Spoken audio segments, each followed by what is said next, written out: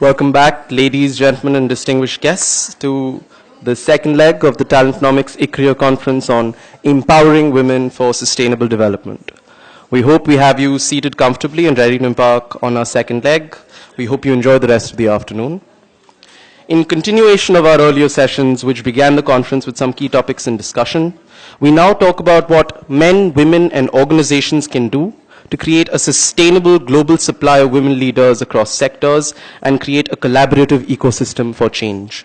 To moderate, may I have the pleasure of inviting on stage Ms. Rhoda Weeks-Brown, Deputy Director of the IMF. Ms. Brown. Ms. Weeks-Brown is Deputy Director in the Communications Department of the IMF and has led the fund's communications and outreach in Asia. From Liberia, a country with a particularly strong history of female action, she has worked in the fund's legal department for 15 years, serving most recently as Deputy General Counsel. She walks across to us after having organized a huge IMF event at the Taj Palace just this weekend, and we're glad for her commitment to our issue. In following her passion for women's development, Ms. Weeks-Brown has also joined the board of Talentnomics Inc. Please also welcome on stage our esteemed panelists. The pleasure of introducing them is Ms. Brown. Thank you.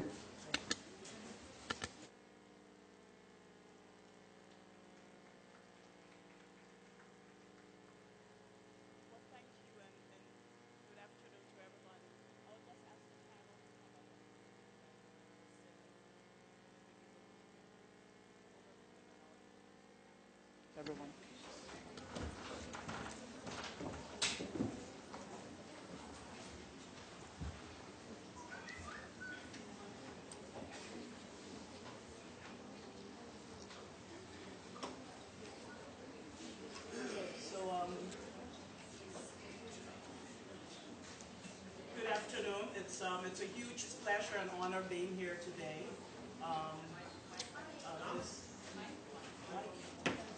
Okay, perfect. Thank you. Sorry.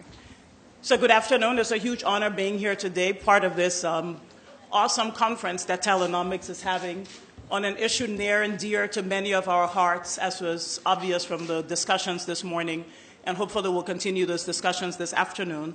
Our panel is focused on the issue of how you go about creating a sustainable global supply of women leaders. So in some ways, this morning we're discussing the difficulties and the issues that arise just in trying to get women into the workforce at all levels, and the policies and the things that we can all do to try to make that happen. In some ways, we're going to even more rarefied air right now when we talk about getting women into senior executive positions and getting women onto corporate boards and onto public sector boards. So again, the number of women in those positions, as we all know, are tiny, tiny numbers, and the numbers are increasing very, very slowly. So, and this is all despite the fact that the benefits of having women in these sort of senior leadership positions are now beginning to be even more well-known than they were before.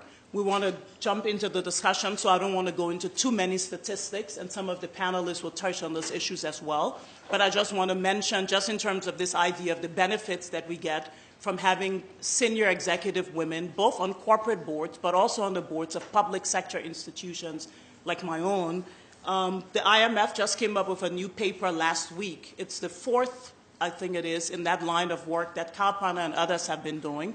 This one last week was done by a team that focused on issues in Europe. So many of us think of Europe as a part of the world where they've made huge advances in terms of women in senior leadership positions, but they've not. And so that paper also went into quite a lengthy detail, and I'm happy to give the details of this afterwards, but looking at the huge benefits that would result from firms in Europe. It looked at over 2 million firms in over 34 countries in Europe, and found that across the board, the more women in senior managerial positions and on corporate boards, the more profitable these firms would be. Having just one more woman in a senior management position or on a corporate board was associated with an 8 to 13 points higher in terms of return on assets. Currently, 2 out of every 10 senior corporate positions in Europe are held by a woman.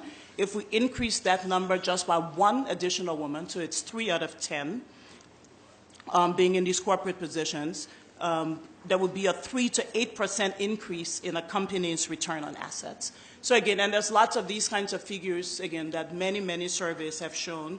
One would think, therefore, that the numbers would be changing, but as I mentioned earlier, they're changing very slowly, and women continue to account for very tiny percentages in these senior positions. So this panel is going to try to examine those issues, both the causes, but also some of the things that we can do at multiple levels in our individual capacities as leaders in various sectors already.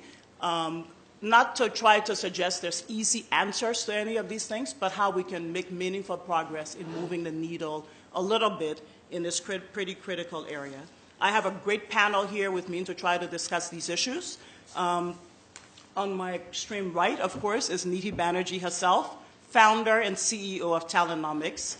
And I think we all know and are just amazed at how much she and Ipsita have done to get this amazing organization off the ground, and we're super proud of Niti.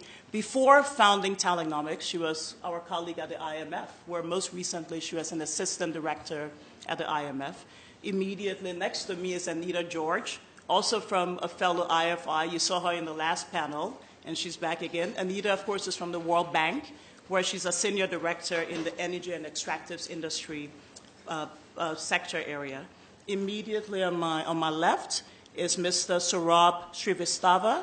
Saurabh is an entrepreneur. He's an angel investor. He's on the boards of many, many private sector companies. And he's also founded and led several industry associations in India and elsewhere. And then finally, we have Niru Abrol, who's at the end of the table to my left, currently finance director of a private sector company, former chairperson and MD also of a large public sector company that dealt with a large public sector fertilizer company. So Niru has been on both sides of this equation, both in the private sector and previously in the public sector. So again, welcome to all of you. I'm just going to turn this over to Niti. Again, I don't want to spend much time on introductions, but we'll start first by asking Niti to give us a short presentation where she outlines a bit more of the issues in this area, both in terms of the benefits, but also in terms of the approach, the very unique approach that Talonomics has brought to this critical issue of how you develop a supply of women leaders to fill these critical positions we're talking about. So without any further ado, Niti, the stage is yours. Thank you, Rhoda. I'd first like to say a very good afternoon to all of you. I haven't had a chance to meet everybody yet. It is great pleasure to see all of you here today and welcome you to our first conference in India. And I would like to say that to some degree what we are going to talk about in the session is exemplified by all the people who are here today. We are trying to build this ecosystem to change the status quo. And I'm very proud and delighted to have many of my friends from my ecosystem, which goes back to business school in India. And I don't want to say how long ago it was, but they're all here. They're all here. I called them and they said they would come. They've taken the day off and they are here. They lead very busy lives and you're going to see them and hear them and meet them throughout the day. So thank you all for coming. And I would now like to say one other thing. Ipsita mentioned in the morning that the morning, there are ghosts in the room at 9 o'clock in Delhi. But we had a very lively audience. They say the afternoon session after lunch is a graveyard session, but we have a lot of spirited angels here. So we expect you to be very spirited now in this session.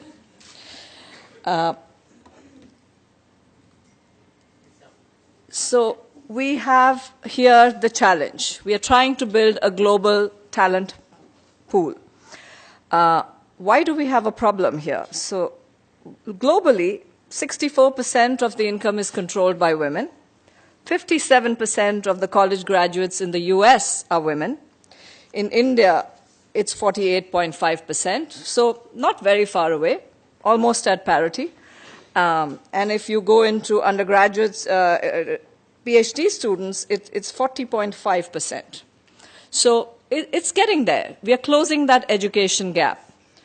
However, when you look at positions that women hold in leadership, it seems to rise from 45% at the entry level down to 4.6% at the CEO level. That's a global number. Pay In the US, the pay gap is 32%. In India, it's 44%. So it isn't the number we heard in the morning, it's 44%. Two other interesting facts. One, that in India, when women start their career, there's very little pay gap. As they add to their educational qualifications, so the more qualified they are, the pay gap increases. The second fact is, the older they get, the more experience they get, the pay gap increases. Something to be pondering about as to why that's going on. I have hypotheses, but we can talk about that later. So we have here the pipeline for India, and then we have data on the Asia Pacific. And as you can see, it starts at 24%, which is a very low number compared to the rest of the world. Most OECD countries, it's at parity, or women are in greater numbers in the workforce.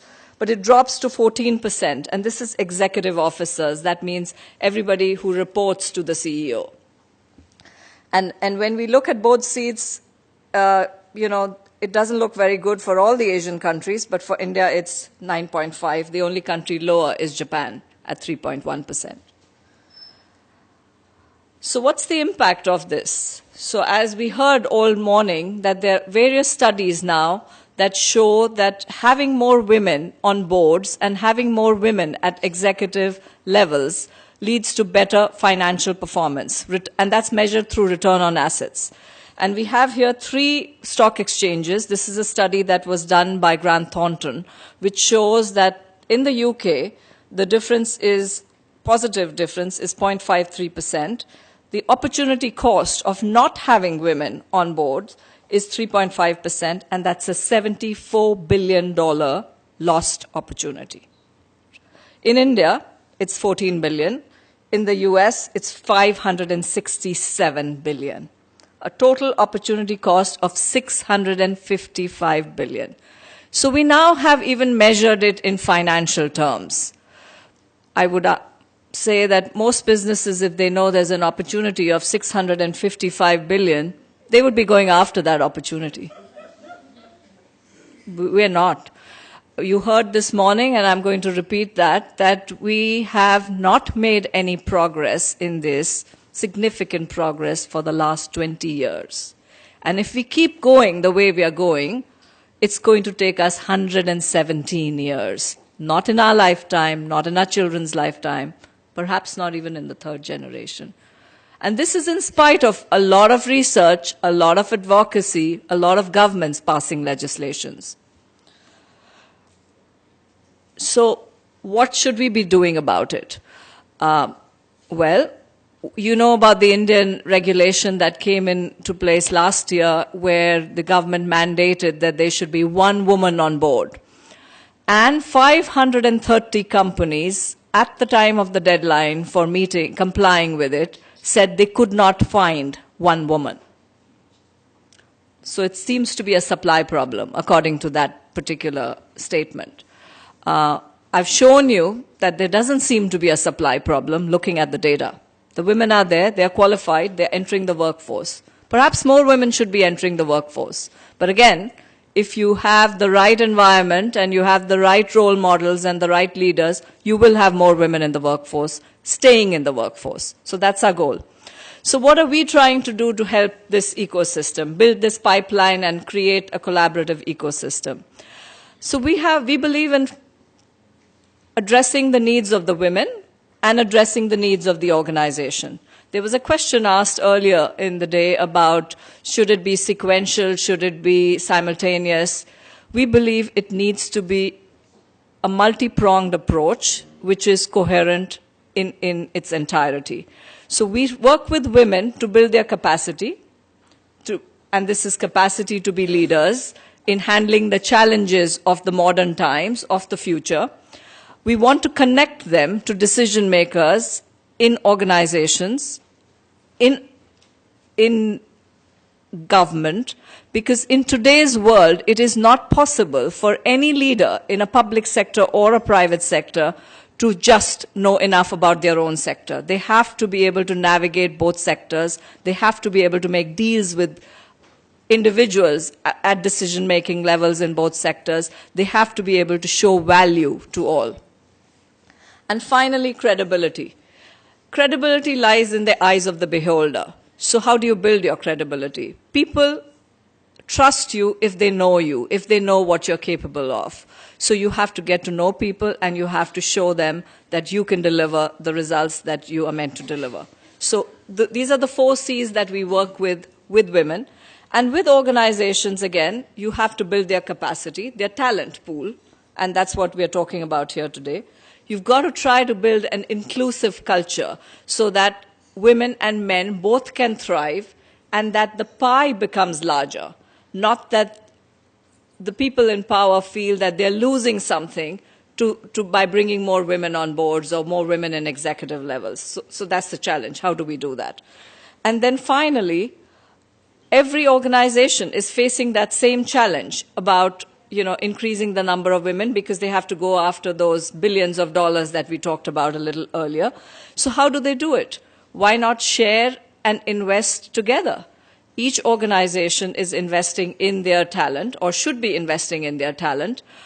If we can share that investment, if we can learn from each other, and we can do that globally, because the challenges are very similar across countries, across sectors. You have many more mentors, you have many more sponsors, you have many more coaches, you have a lot more peers to learn from. And that makes all the sense. So that's why the collaborative And finally, all of these policies and all of these interventions have to converge. So we have 2 pathways, a pathway for success for women, and I'm not going to get into it, but you can see it later, which talks about everything we've heard this morning. And then we have a pathway for organizations to change. They mirror each other. And that's the point I'm trying to make here, that it has to go hand in hand, and it has to be collaborative.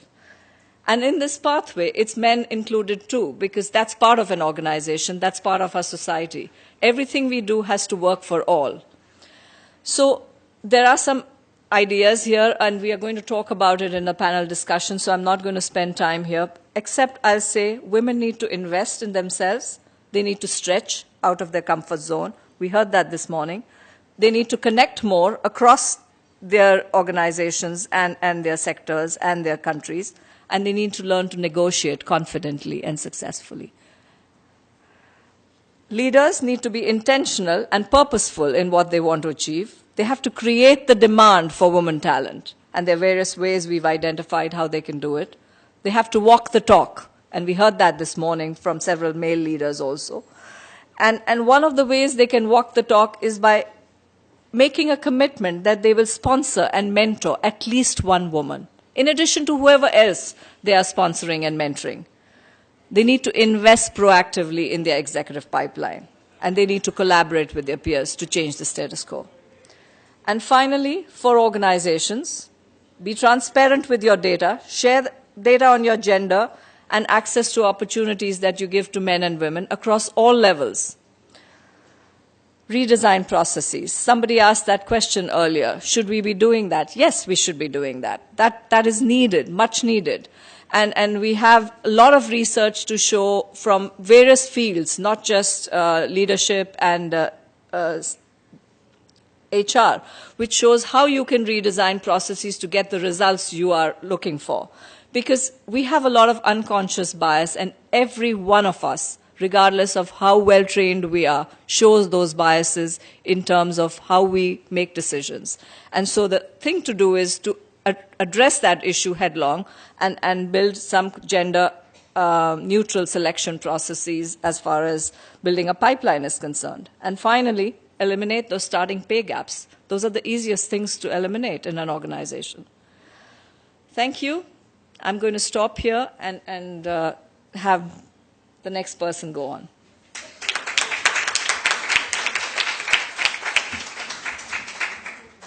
Okay, Niti, thank you for that excellent summary. We already now have a pretty good overview of what not just organizations can do, but also what leaders can do and what women themselves can do to help to move the needle on this issue of increasing women's leadership, at least at the highest levels. I'll turn now to other members of the panel to give us one by one their own broad overview on these issues. Each has a very unique perspective, and I think we can all draw from that. So maybe starting with you, Neera.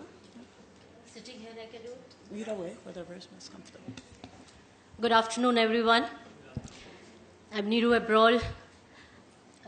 My entire career has been in public sector, so I'll be just walking through my career and how it has helped me grow as a person, as well as, let's say I'm a chartered accountant by profession, and I did my chartered accountancies in 70s.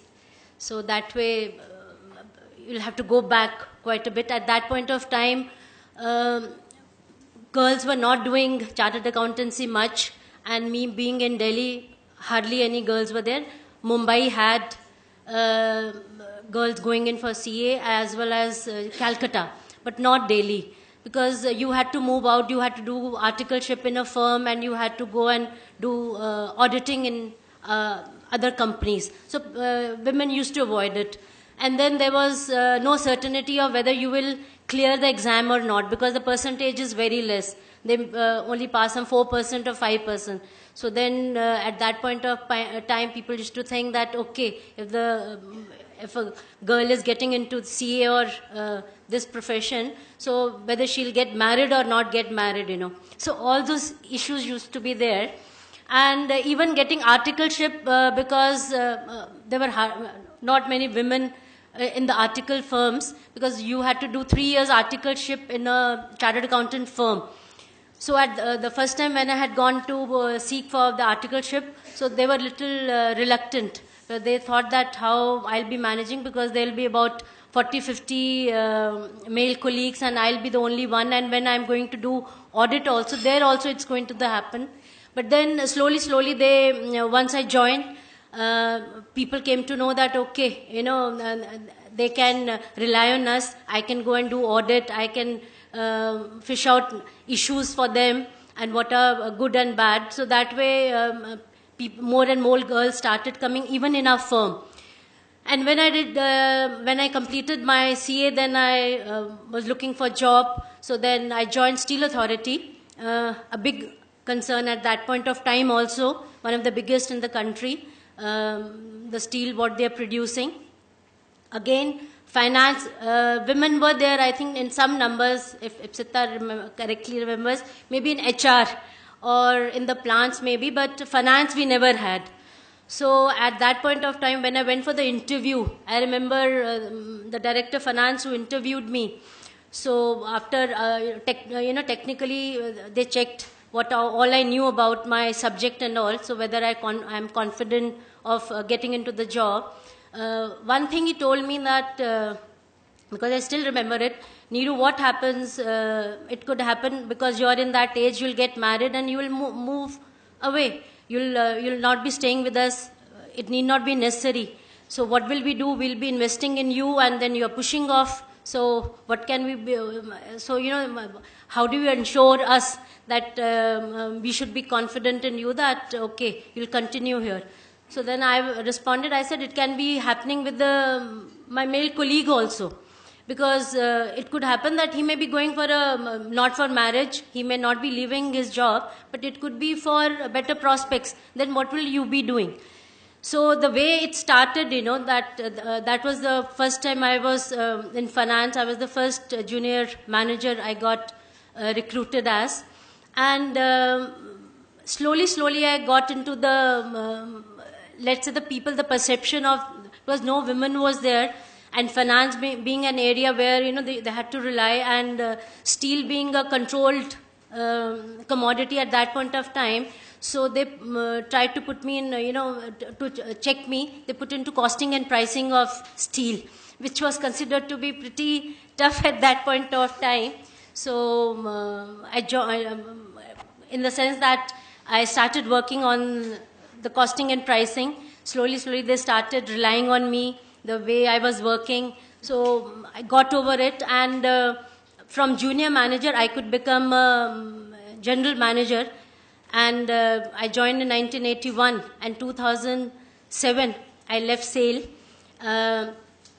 till that point of time, lots of changes have taken place. What Ipsita also said, because we really had a very good, it's both sides, like Mr. Morning, he was saying the safe, to work in PSU, what people think it is safe. I feel that safety is not on account of the job profile.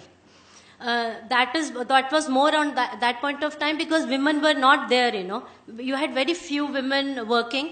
So used to go into, because the PSU that way are a very good, let's say you do not have any disparity in the pay. If you are a junior manager, whether you are a male or a female, you're going to get the same pay. You're going to get the same scales or the same benefits. That parity, that issue is not there in a PSU. Then whatever you want to do, if you want, you want to put in, let's say, if you want to grow in the organization, there is no bar on it. Because the way we have seen, and the way I think all the people, the girls who were there with me at that point of time, and subsequently also, because one thing what is going to help people for getting more and more women in top position is also that if you have a pipeline, because once we got into the company, people saw that women are there and they are being given good profile, job profile. They were not being just put in concurrence or audit. It's others, like whether handling projects, whether handling consolidation of accounts, all jobs we were given and we could do it. So that confidence building was there, both from the side of the people who are working as well as your seniors. So they gave you those type of jobs. And then 2007, there was an opening for me as a Director of Finance in National Fertilizers Limited. Appeared for the interview and got selected by PSB. And in the sense that there I took a challenge, moving from steel, where I earlier never imagined I'll be leaving after 26 years. But I took that challenge, went over to National Fertilizers Limited, 7,000 crore company with 5 fertilizer plants, and then subsequently became a chairman and managing director there also. So that way I feel that if you have the confidence, if you have the aim, and there's nothing stoppable for any women, because I think now the opportunities are much more. Whatever you want to do, you can do it. There's no restriction. And after working for almost 34 years in public sector, I retired from public sector last year in 2015. And then I have joined a private sector. And as a consultant and CFO, I'm working there. And subsequently, I'm also on a number of boards. And I feel this type of gathering, these type of discussions will make more and more women be coming into top. I can say that, that because what we find it, what the studies are also saying, entry level you have 29% of women coming in, middle level 9%, and CEOs only 1%. PSUs also have the same issue. We have about 1.4 million employees. Women are 1.3 lakh. But when you come down, you see the boards or you see the, let's say the CEOs, you can count them on the fingers. So the issue of, because some people are disputing that when you are making it mandatory, it is tokenism, that you should not make it mandatory, that let the women on their own merit come over, which I feel you require that push. And women, if they're qualified, if they're professional, by default they are, I feel they're eligible to be taken to the boards. From the women's side also, they'll have to push themselves, that not to stagnate at DGM or that middle level. You have to push yourself that you want to go to the top. So that is my entire career journey, and I feel that anything can be done. Thank you.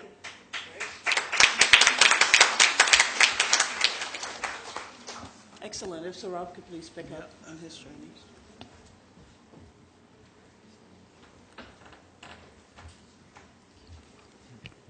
Well, thank you very much.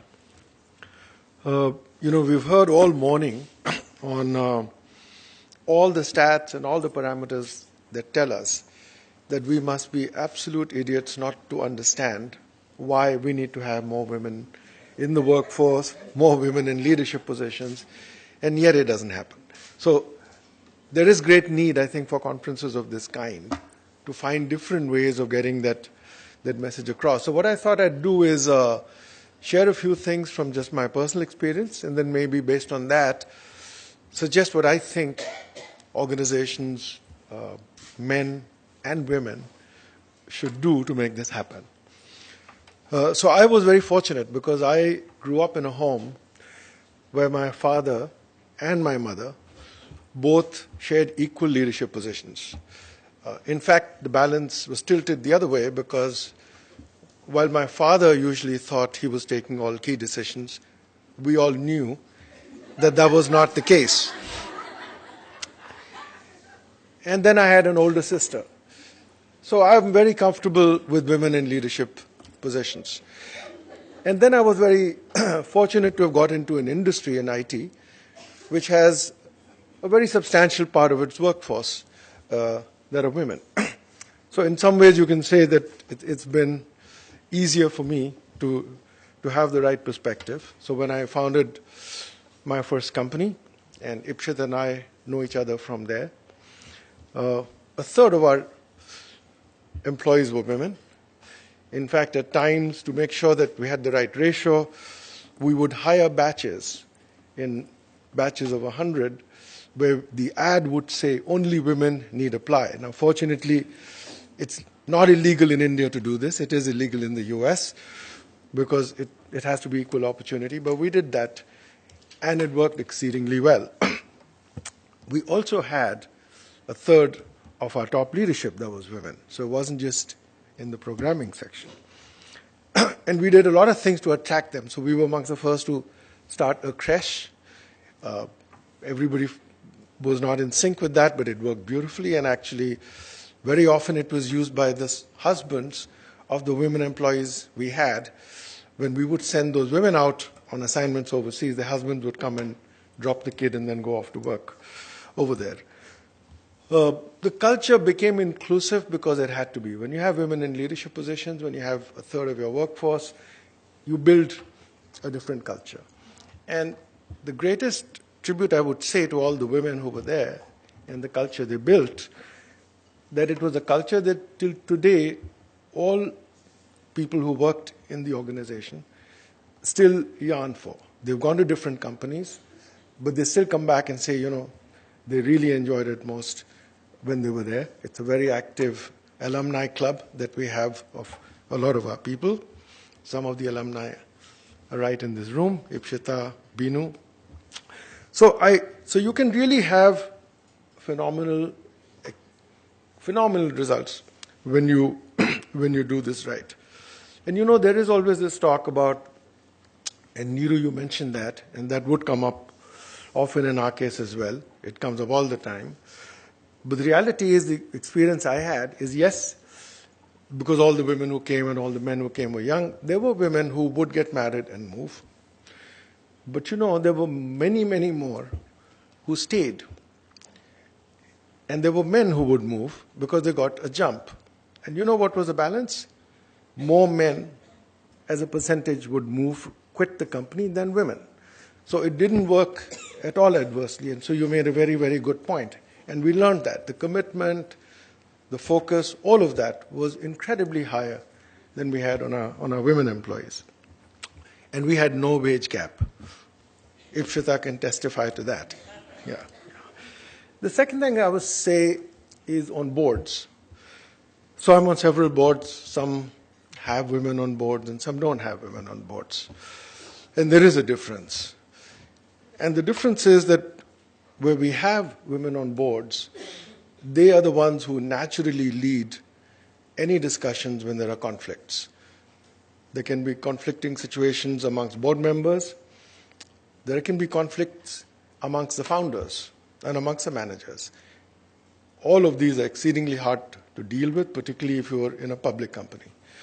And in every board that I'm on where there are women, this leadership automatically gravitates to the women. The men are quite happy to step back and let the women lead that initiative and support it from the side.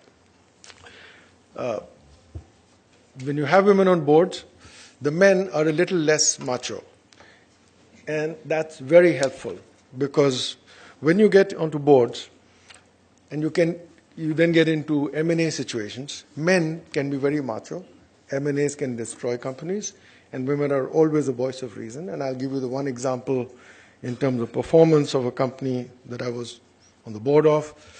Till there was a woman leading that company in the UK, the company went from strength to strength. And then she got cancer and she passed away, and that company just took a nosedive and never recovered. So it gives you an idea of what can happen there. So just a couple of points on my thoughts, I would say, on what companies or men and women should do. I think organizations must understand this uniqueness and this strength that women bring. And they must do a few things that encourage it. Flexibility is one of them. And with technology today, that's not hard to achieve.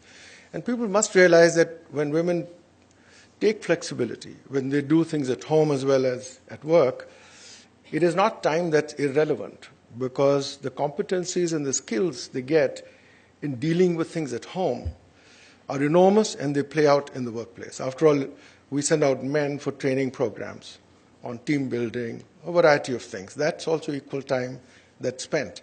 So we really shouldn't underestimate the competencies and the values that women get when they are dealing things outside the office as well. I think there should be quotas. I entirely agree with the government insistence on women on boards, because I think you need that initially to push the case. And once people recognize the benefits they're getting, it'll become automatic. But initially, there's no harm in pushing it. I think people also need to learn, leaders and companies need to understand how to amplify the weak signals that they get. Women don't always push. You need to strain your ear and hear what they're trying to say. It's very important for companies to have that built into their structures. For men, I would say, apart from all the things you've heard, they need to be sensitive, inclusive, understand the value of women. I would say something else as well. And I would say, just like Professor Higgins said in My Fair Lady, why can't you be more like a man? And I would say to men, it's very important for you to figure out how you can be more like a woman, because that is where the corporates are heading today. The new corporate structure is going to be flat. It will not be hierarchical. It wouldn't be one boss barking orders at somebody else. It's very different, and therefore men should do that. And the last thing I would say is for women is you need to really learn to not settle for less. Because at the end of the day, you can only get what you aspire for. If you aspire for less, that's what you're going to get. And exude self-confidence. And whatever you do, don't lose your strengths. Don't look at getting ahead by being a man. That's passé. They will have to be different. So don't shed the strengths you already have. Thank you.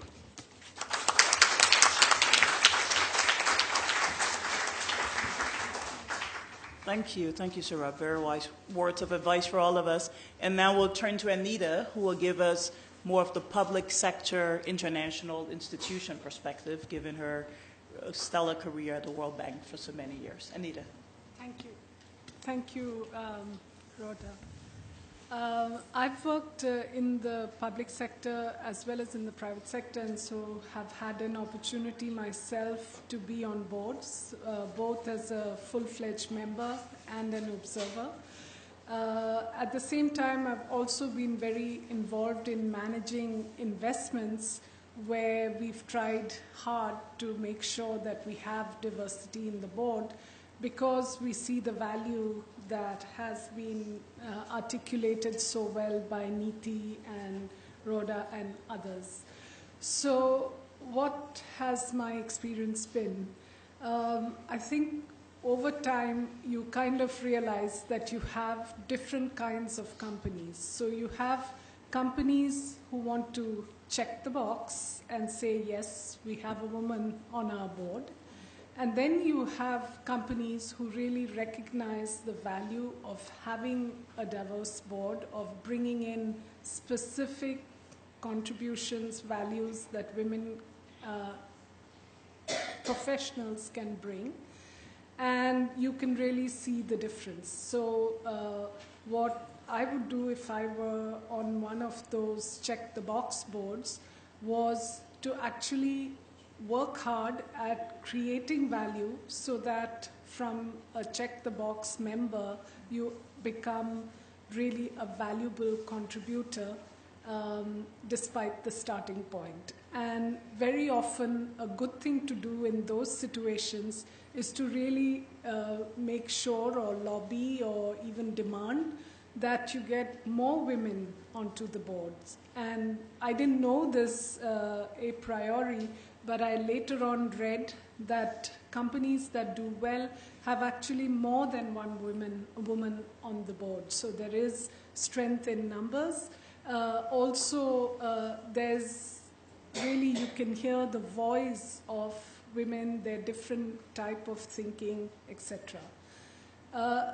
Another point I'd like to make is that often I would see that women on the boards would be a bit hesitant to get into some of the committees that boards have, like the audit committee, for example. And some of us had legal restrictions, like in my case, but I often notice that even professional women from the industry would be very hesitant to get into those positions. And those are really where the decisions are being made, where the direction of companies are being changed. And so, again, I would say for women who are on the board, take that responsibility to really be able to contribute value. And that's not to say that every single woman has to be an A-plus performer. But the other thing I've noticed a lot is that, you know, when you have a slacker male board member, nobody even notices. It's just one more person, right, who's not really reading the documents before he comes in for the meeting. But when it's a woman, immediately it becomes a cause to say, this is why, you know, having a woman on the board really doesn't help. So whether we like it or not, by virtue of being the exception than the rule, we tend to become the benchmark for our gender. And that's something that I would always keep in mind and also tell my other women colleagues that you have that additional extra burden. A third point, somebody in the audience had asked the question about capability interventions and training. And I think this is one area, and I'll make a pitch for Talentnomics, because I think it's very important as prospective board members to get the kind of training that you need to fully understand what are your responsibilities, what are your liabilities, because very often I find that as directors on the board, you have serious liabilities which have not been taken into account, or people haven't really explicitly told you what they are, and get insurance. That's another advice I would give. And then really a responsibility to also develop the bench. And in the previous panel, I was dying to speak up, but we ran out of time.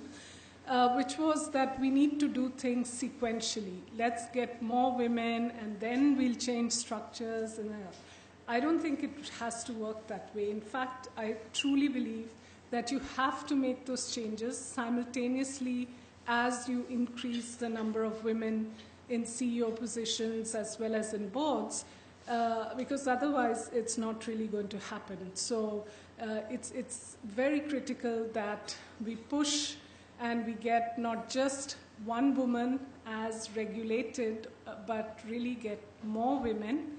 And then the last point I'd like to make is that I've been told so many times, well, you can't really find qualified women. And that's absolutely not true. You can find qualified women, go beyond your geography, look at your industry, see who are the big players, and you will definitely find women. And last, I'll make a plug for the World Bank Group, that we have programs to not just identify, we have a database of eligible women board members. So if any of you are looking for good women to be on boards, let me know. Thank you.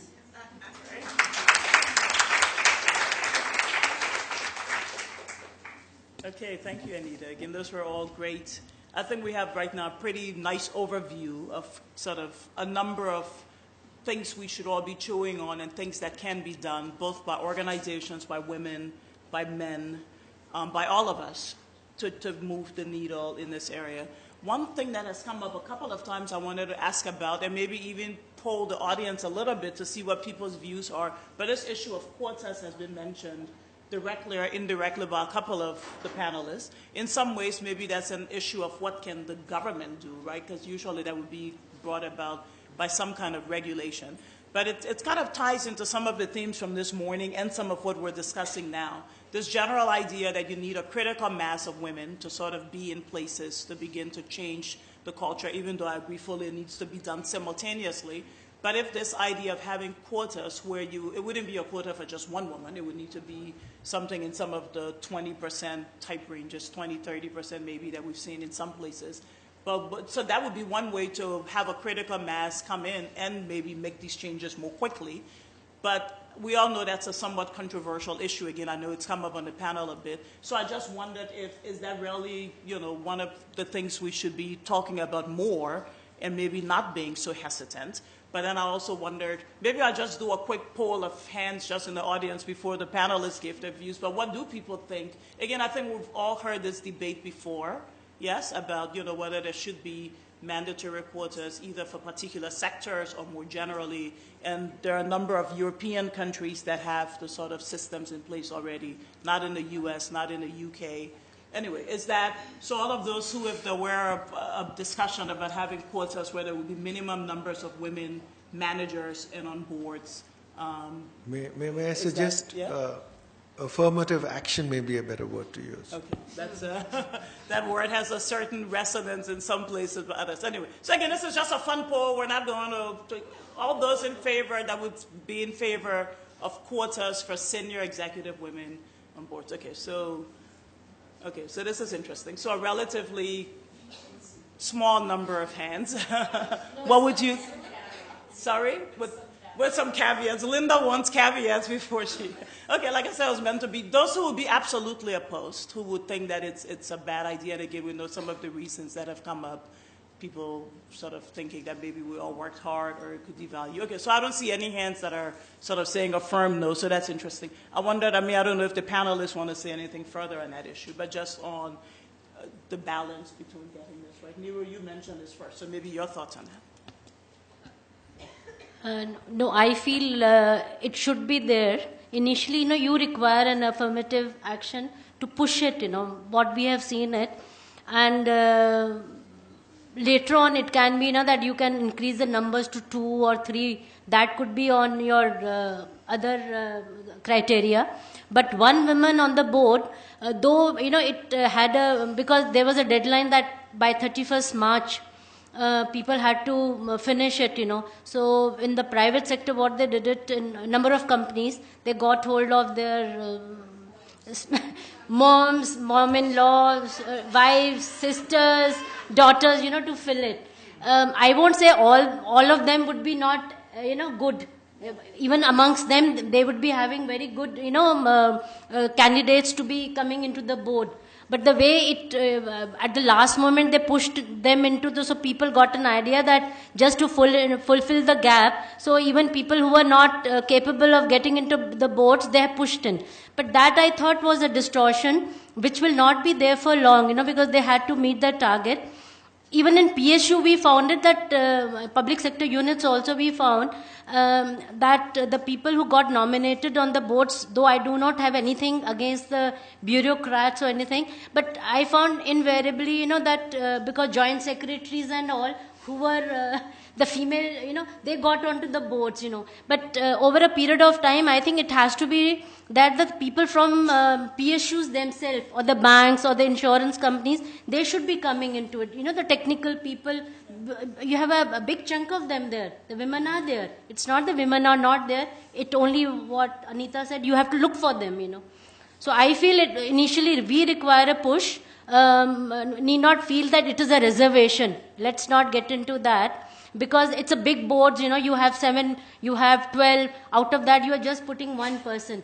Though like I was on the board, being only one person, on the board, it gets a little tough also. Because all the men are there and you are, handling all the, the agenda notes and all. But I think it is required. I feel we should go. My hand is up. Okay.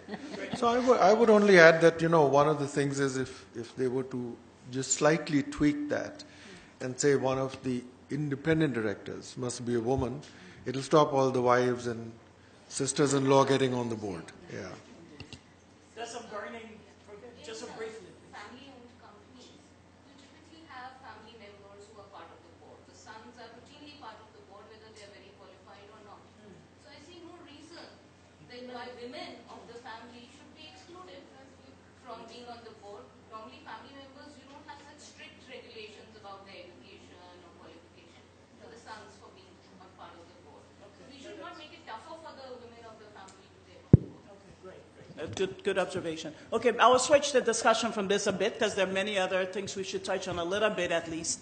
One issue that came up a little bit, Nidhi, you mentioned it, I think maybe Saurabh did as well, but also this idea of, this is going back to the supply and the demand. I think we've spent a lot of time on the supply side and there's a lot more we can say about that, but also just on the demand side, whether corporations and public sector institutions, including like some of us are with, but whether they should be doing a more deliberate actions to increase the number of spaces so that more women can come into those spaces. I wondered, Nidhi, if you have any views on that.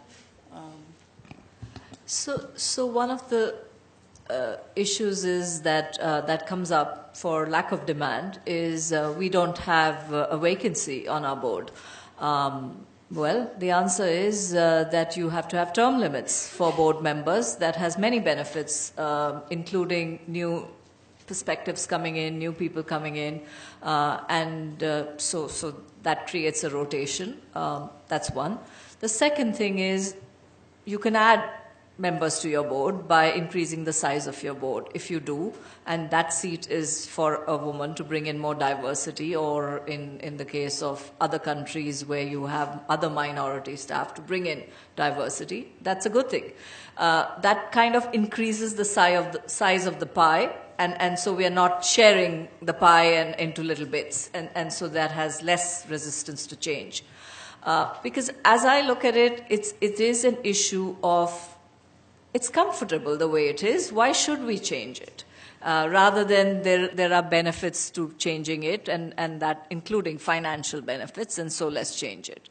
So we need to redefine the problem as how do you increase demand rather than there is no demand or there is no supply.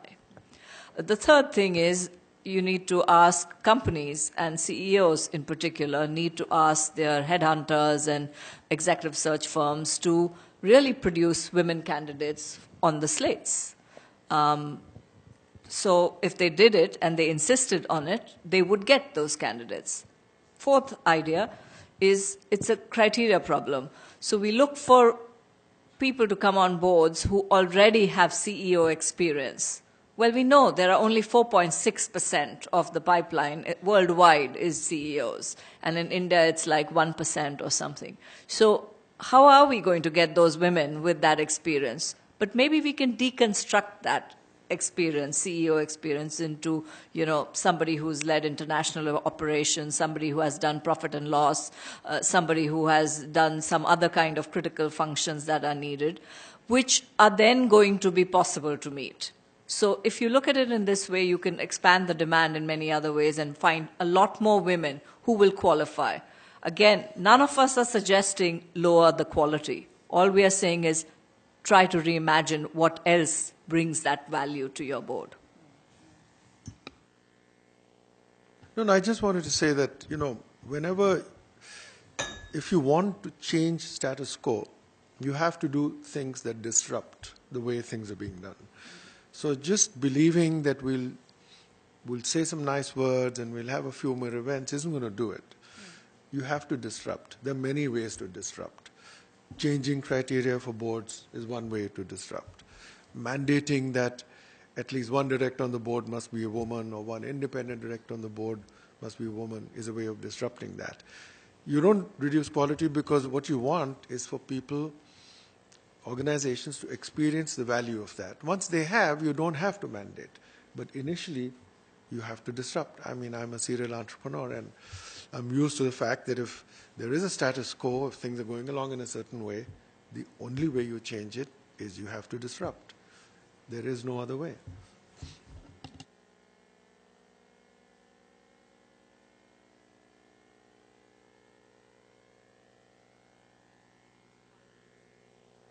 Wanted to probe a bit more on this issue of what aspiring women leaders themselves can or should be doing more of to better position themselves. So I don't know, again, we don't have much time, but if anyone has any quick thoughts that we can get into, and then I'll come to you, audience, for questions. Yeah. I think one of the things that we learned in developing this database on potential women directors is that we are our most harshest critics. So we would get a lot of women who would send in their CVs, but also put in a caveat that says, we only know this sector, blah, blah, blah, whereas we never saw that because we collect both men and women potential board members, but we never saw those caveats in the male CVs. So one, I think, is really to, as someone mentioned, to really have that confidence to say, I have 25 years of experience, I've been in the private sector or in the public sector, managed this kind of business, I should be able to be on the board.